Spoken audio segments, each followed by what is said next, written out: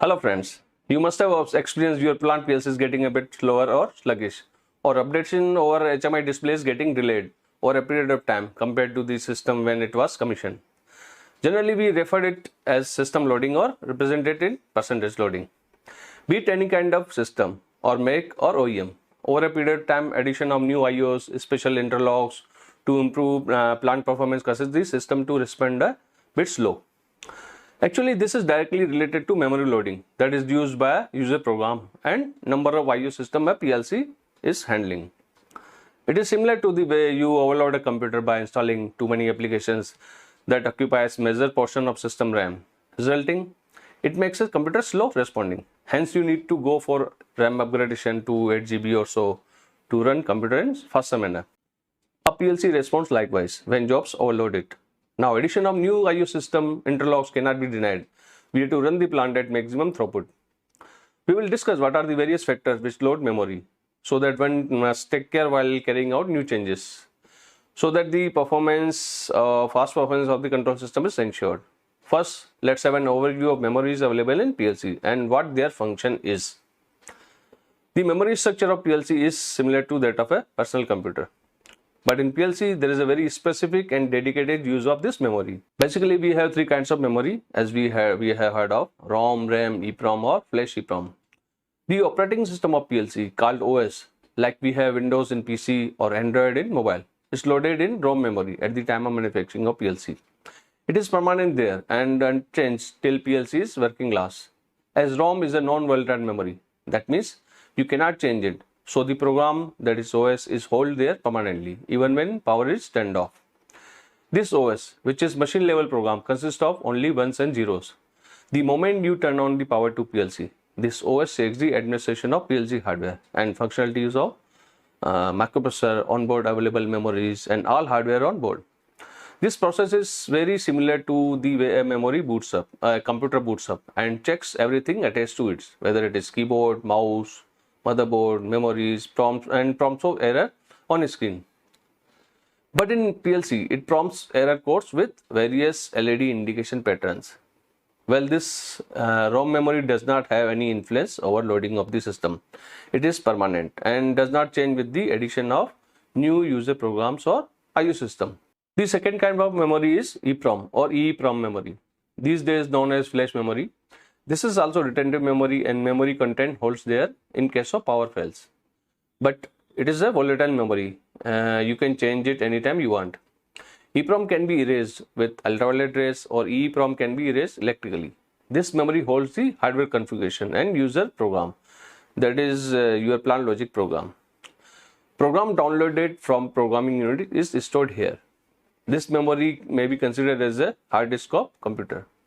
In older versions of PLC user program, it used to be loaded in RAM and that program is being held by a rechargeable battery. In case of power failure, this battery ensures program to be available there. Later on, EEPROM came to hold program in which ultraviolet rays ensured to clear the memory content and redone programming.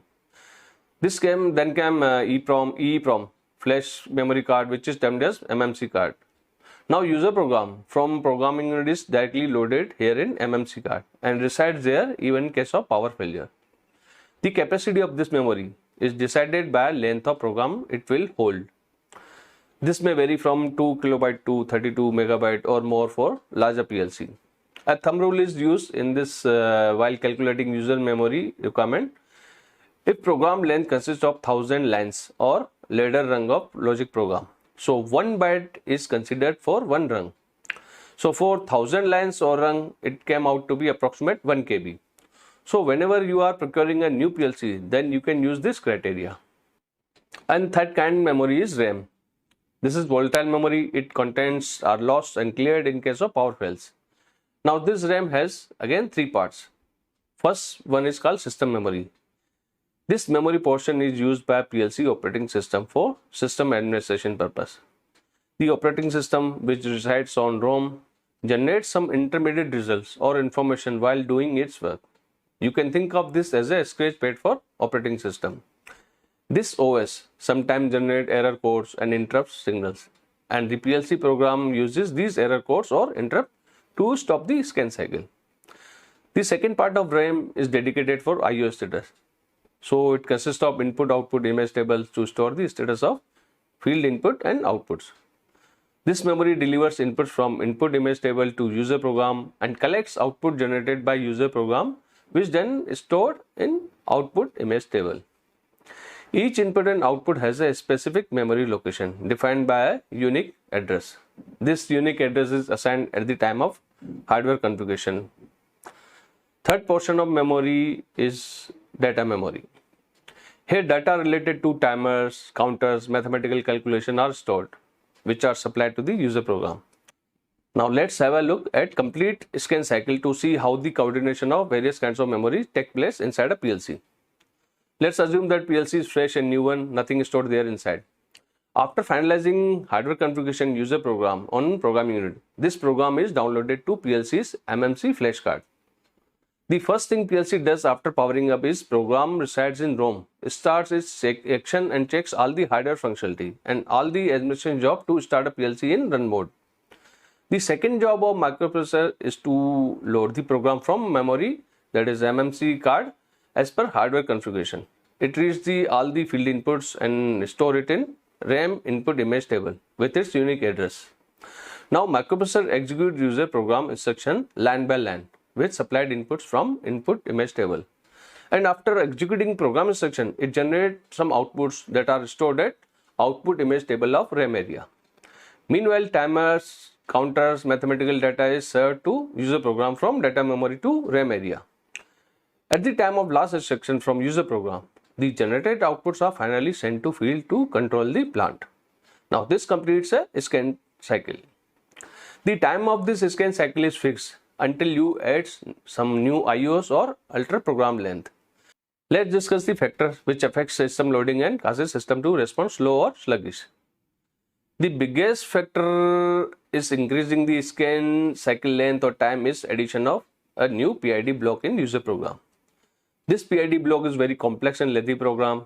The more number of times you called in a PID block in user program, the more will be scan cycle time, plus the more space will occupied by data for calculating and storing intermediate data in RAM. So whenever you are adding a new PID block to user program, take care, it is going to load this most system. Addition of new analog input block.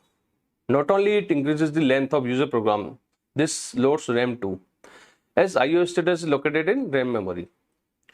When you add a new digital input, it only consumes single bit of memory, but adding an analog input occupies 16 bit if we consider PLC word length is 16 bit.